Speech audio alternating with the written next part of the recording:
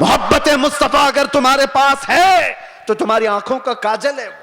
और इसी के चोर अतराफ में घूम रहे हैं, इसी के चोर, इसी के डाकू। अब तो जमाना ऐसा आएगा कि लोग मुदाहनत पसंद ऐसे होंगे। मियाँ क्या जरूरत है ऐसी बातें करने की, क्या जरूरत है। याद रखना, ये तमाम मसलहत पसंदी को मैंने दूसरे मुल्कों में देखा है। सऊदी अरब के कई ऐसे इलाके जिन्होंने अपने बच्चों को मॉडर्नाइज करने के लिए ऑस्ट्रेलिया में, अमेरिका में बचपन से पढ़ाया, और वो बच्चे जहां से इस्लाम फैला है वापस आए हैं तो पूछते हैं who is the Mohammed, Mohammed किसका नाम है, कौन है? मुआज़ अल्लाह रब्बिल आलमीन। अगर इसी अंदाज से जिंदगी जीने का सलीका रहा तो बच्चे यही सब चीजें सवाल करेंगे। इसीलिए मेरे मुस्तफा करीम सल्लल्लाहु अलैहि वसल्लम ने फरमाया था, अल्लिमू औलादकुम सलास खिसालिन, अपनी औलाद को 3 चीजों सिखा करके जाना। हुब्ब नबीकुम, सबसे पहली चीज अपने नबी की मोहब्बत सिखाओ। और दूसरे नंबर पर मेरे आका फरमाते हैं वह हुब्ब अहली बैतिही, हुजूर के अहले बैत की मोहब्बत सिखाओ। वो तिलावत अल कुरान अल करीम, तीसरी चीज ये कि हर बच्चे को कुरान की तिलावत सिखा के जाओ।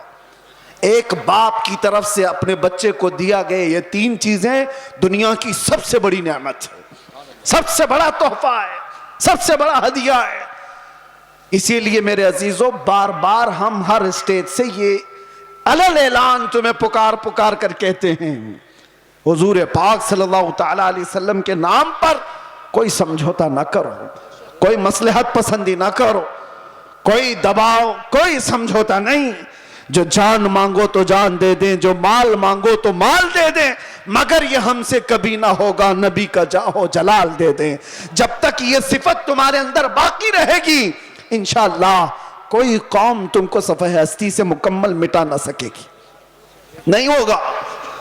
लेकिन एक बात और समझ के चलो, इकबाल की ये बात बहुत पक्की है, अगर इस रिश्ते से तुम दूर होते चले गए, जो मदीने से तार हमारे जुड़े हुए हैं इससे दूर होते चले गए, होगा क्या?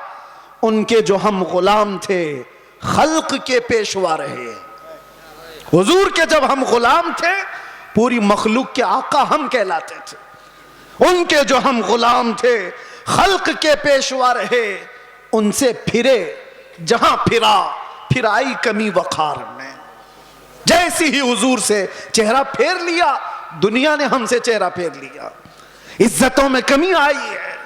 आपको क्या लगता है ये इज्जतें आज हमें जो इस मिंबर पर बैठने की मिली है, या हमारी पगड़ियों से मिली है, या हमारे जुब्बों की वजह से मिली है? इससे बेहतरीन लोग भी पहनते होंगे। हमें जो इज्जतें मिली हैं इन पगड़ियों से नहीं, वो नाम मुस्तफा की बरकत है।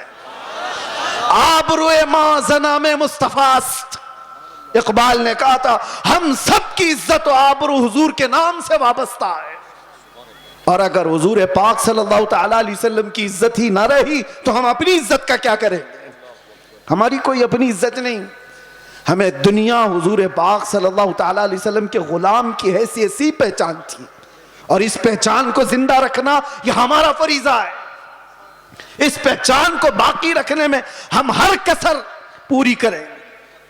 इसीलिए मैंने कहा था अभी चंद दिनों कबल, आपके सामने दोहराता हूं, चंद दिनों पहले, वो तो मैं बाहर आने के बाद कैद से पहली मर्तबा बंगाल आपके सामने आया हूं, लेकिन आपको एक बात बता रहा हूं। अभी मैंने कहा अंग्रेजों के मुतालिक हमारी जुबान से निकल जाता है कुत्ते का लफ्ज, निकल जाता है, और सबको पता है। इसी बात पर मुझे 8 महीने अंदर रख दिया। मैं कहता हूं मेरे अजीजों, अलल ऐलान कहता हूं, दुनिया को, सबको कहता हूं, अगर तुम्हें कहना है मुझे एक बार नहीं 1000 बार कुत्ता कहो, दरबारे रिसालत का, मोहम्मद अरबी का, हमें जरा बराबर भी फर्क नहीं पड़ेगा, बल्कि हम तो उसको दुनिया का सबसे बड़ा लक़ब समझेंगे, सबसे बड़ी इज्जत है। सगे तैबा सब मुझे कह कह के पुकारे बेदम, यही रखियो मेरी पहचान मदीने वाले। यही रखी हो मेरी पहचान मदीने वाले। मैं तुमसे पूछता हूं, अगर तुम्हें बारगाह मुस्तफा का कुत्ता कहा जाए तो किसी को शर्म आएगी? किसी को ऐब लगेगा? वजह यह है कि हम इन निस्बतों पे फख्र करते हैं। मैं उनसे कहता हूं, तुम्हें अगर इस बात पर शर्म आती है तो ऐसी निस्बतों को छोड़ो। जिनको ये लगता है, ऐब लगता है, वो इन निस्बतों को छोड़े। आए जहां पर बंदा हुजूर के दरबार में अपने आप को कुत्ता भी कहता है तो उसे फख्र महसूस होता है। लेकिन इसका मतलब ये नहीं, हमने बारगाह मुस्तफा में अपनी निस्बतें खाकिस्तर होने के अंदाज से पेश तो की, मगर मेरे मुस्तफा की गैरत देखो। रसूल पाक सल्लल्लाहु अलैहि वसल्लम ने हमें मजमे में कुत्ते की हैसियत से नहीं पेश किया, जिस मजमे में गए शेर की हैसियत से पेश फरमाया। ये सिर्फ हमारे लिए नहीं है, जो भी बारगाह मुस्तफा की निस्बत पर फख्र करता है दुनिया उसे हल्के में नहीं लेगी, फिर अल्लाह तबारक व तआला उसकी इज्जतें बढ़ा देता है।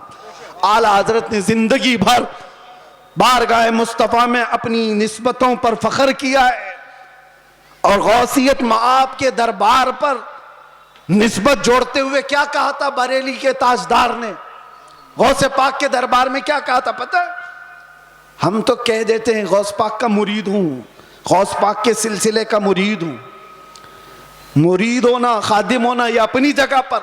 वक्त का मुजद्दिद जिसको अल्लाह तबारक तआला ने 55 से ज्यादा उलूम व फनून पर महारत दी है, 1000 से ज्यादा किताबें लिखाओ, तकवा और तहारत का इमाम, लेकिन गौसे पाक के दरबार में जब बात करनी हो तो यूं कहता है, ऐ गौसियत मआब, तुझसे दर, दर से सग और सग से है मुझको निस्बत। सग किसको कहते हैं? सग कुत्ते को कहते हैं। आला हजरत कहते हैं, या गौस तुझसे दर, दर से सग और सग से है मुझको निस्बत। मेरी गर्दन में भी है दूर का डोरा तेरा, और इस निशानी के जो सग हैं नहीं मारे जाते। सग का मतलब कुत्ता फारसी में। आला हज़रत कहते हैं इस निशानी के जो कुत्ते हैं मारे नहीं जाते। हश्र तक मेरे गले में रहे पट्टा तेरा, जिसके पास भी ये निस्बत मौजूद है वो मारे नहीं जाते, पकड़े नहीं जाते। म्यूनिसिपैलिटी बेल्ट वाले कुत्ते को नहीं उठाती है। हाँ, इंजेक्शन उसको मारा जाता है जो आवारा है, दूसरों को काट खाने दौड़ता है, लेकिन जिस कुत्ते के गले में पट्टा होता है उसे छोड़ दिया जाता है। वो निशानी है कि इसका कोई मालिक है, ये किसी का पाला हुआ है। इसीलिए आवारा मत रहो, उन निस्बतों पर फख्र करो कि दुनिया देखकर ही कहे ये मदीने वाला। इसे ना छेड़ो, ये दरबारे रिसालत में बिका हुआ है, इसे ना छेड़ो।